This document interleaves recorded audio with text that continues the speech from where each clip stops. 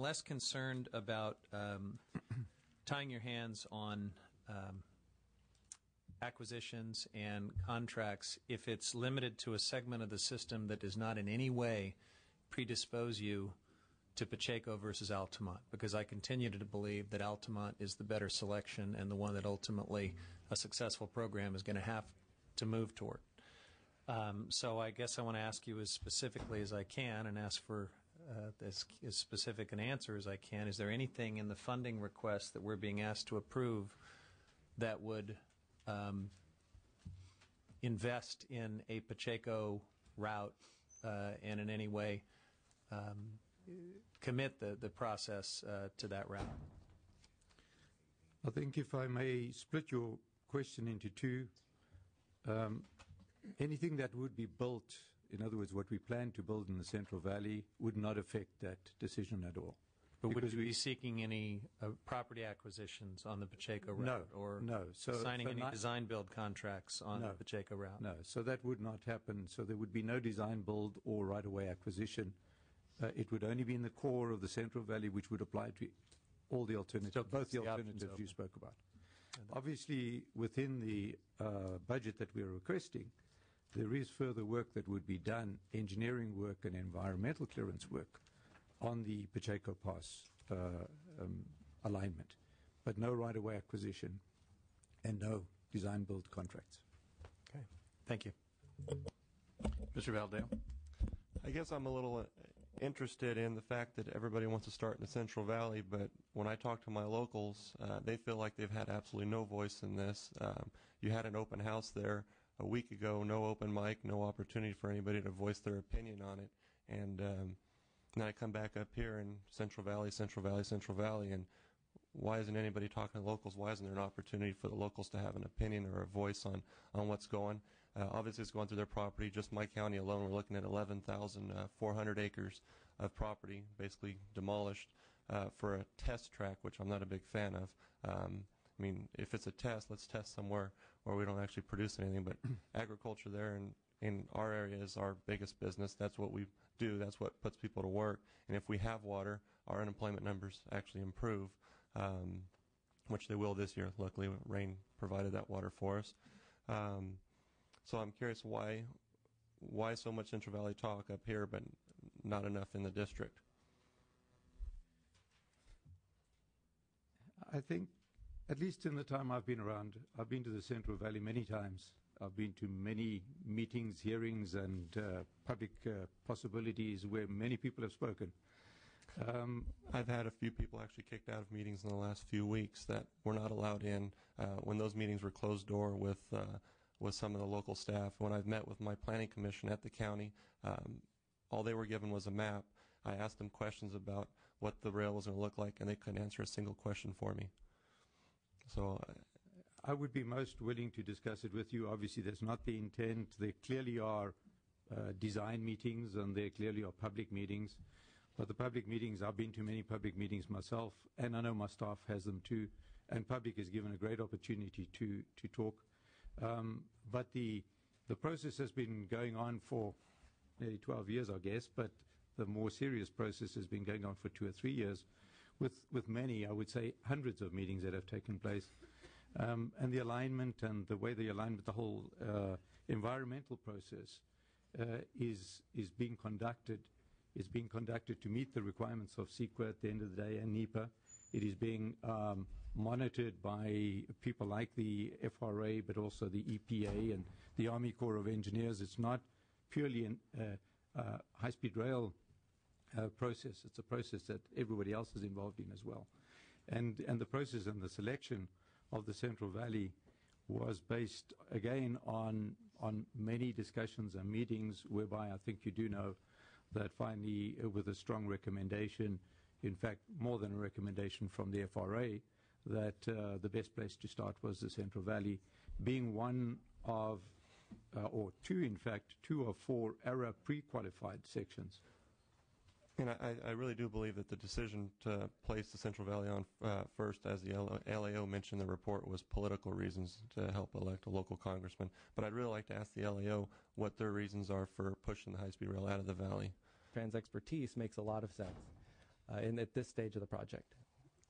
And then in one of your, on the report, there's a comment here. The Bureau of Labor Statistics actually states that 97% of all operators of track laying equipment that the high-speed rail indicates it would use for the project reside in other states. So, I mean, that's a pretty large percentage of the people. I mean, when we're talking about jobs for our area, 97% of people that would be laying the track aren't from California. That's an interesting comment there. Well, if I may, that's just an example of some of the work that would be done. Certainly, a number of Californians will be employed.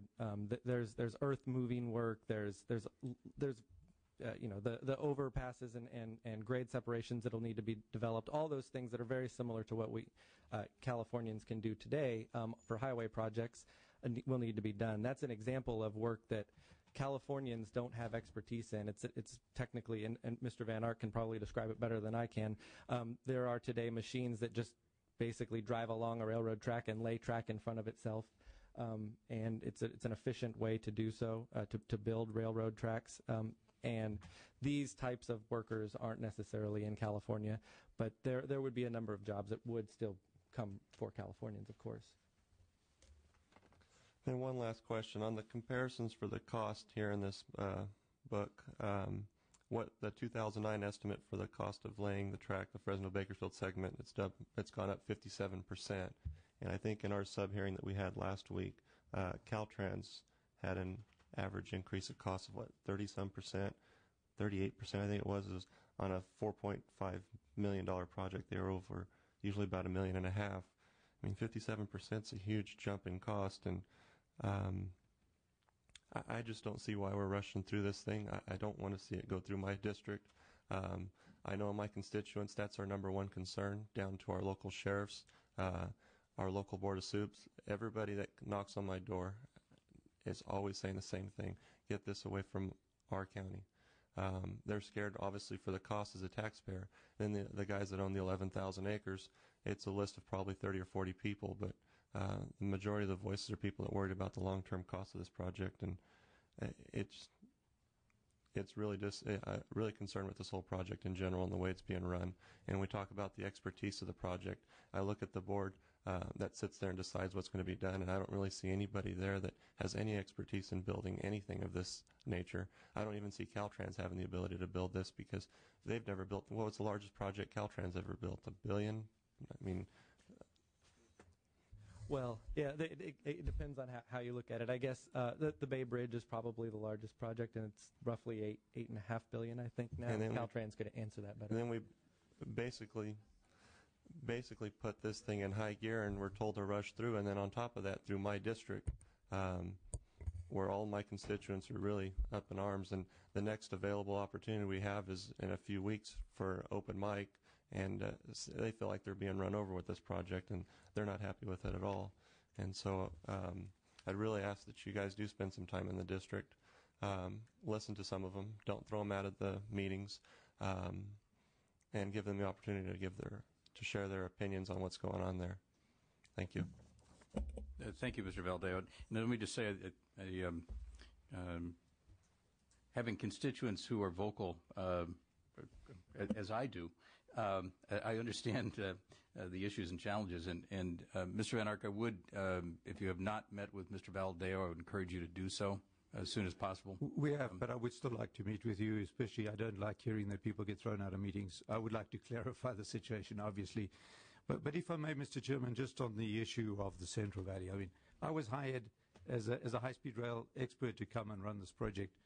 And I must just reconfirm to Member Valadao and others that the decision to build this backbone, not the test track, it's not a test track, it's the track where the trains will be tested, but it is the track. It's the backbone of the high-speed rail system that will connect Northern California to Southern California. It is a system that is necessary if you believe in high-speed rail. If you do not believe in high-speed rail, but you want to build a commuter rail system between LA and Anaheim, then you could put the money in that LA-Anaheim system. But that is not a high-speed rail system. That is a 90 miles an hour commuter rail infrastructure which will accommodate high-speed rail trains one day to get people to Anaheim. But you cannot do any testing of a high-speed rail train on there. And it is not it is a very expensive infrastructure that you have to build there because of the cities. So therefore, without that backbone, without putting a backbone, without connecting Northern California and Southern California, that what the people want, what the people have voted for in Prop 1A will never come about. Due to the size, scope, and complexity of this project, the number of stakeholders affected along the whole of the corridor, up and down 800 miles of corridor, this is an enormous task. This budget position of $2.3 million is quite frankly extremely limited for the size of this project, a $45-50 billion project. I'd like to thank Mr. Huffman for his comments and echo that. Going out and talking to the people about funding, ridership, your financial plan, your business plan, your management structure, alignment. I don't know if you really are ready to go out and talk to the public about that, because none of those things are actually really clear as of yet. And then in the LAO report, you see that you've got 604 consultants already, $6.9 million in invoices paid to consultants without properly verifying if the work was actually completed. I don't know if you're quite ready for the amount of money that you're asking for, and especially on the alignment part of it, we're doing another study now around the Tejon area, the I-5 alignment, another $700,000 to study something that's already been studied and pushed aside. I don't know if we're quite ready for this much money, so I'm going to have to vote no on this one.